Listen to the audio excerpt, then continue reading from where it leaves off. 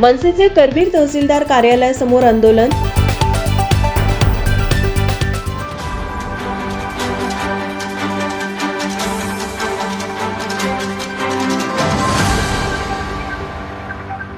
महाराष्ट्र नवनिर्माण सेना कोल्हापूर तर्फे जिल्हाध्यक्ष राजू दिंडोरले व शहराध्यक्ष प्रसाद पाटील यांच्या नेतृत्वाखाली आज मुख्यमंत्री माझी लाडकी बहीण योजनेअंतर्गत नागरिकांना भेडसावणाऱ्या समस्येबाबत करवीर तहसीलदार कार्यालयासमोर आंदोलन करण्यात आले.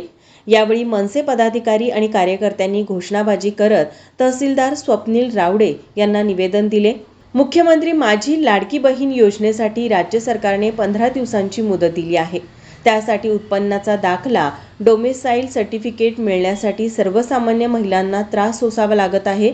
यासाठी मनसेतर्फे या योजनेअंतर्गत लागणारे सर्व उत्पन्नाचे दाखले, डोमेसाईल सर्टिफिकेट, सर्व कागदपत्रे स्वखर्चाने महिलांना मोफत काढून देत आहेत. तरी उत्पन्नाचे दाखले व डोमेसाईल सर्टिफिकेट तात्काळ द्यावीत अशी मागणी यावेळी करण्यात आली.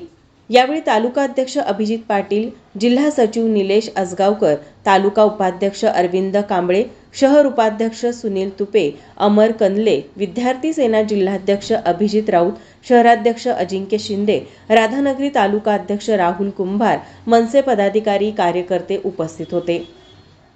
माझा महाराष्ट्र न्यूज कोल्हापूर. नमस्कार, मी अभिजित चव्हाण. सर्व प्रेक्षकांनी माझा महाराष्ट्र या चॅनलला नक्की सबस्क्राईब करा. थँक्यू.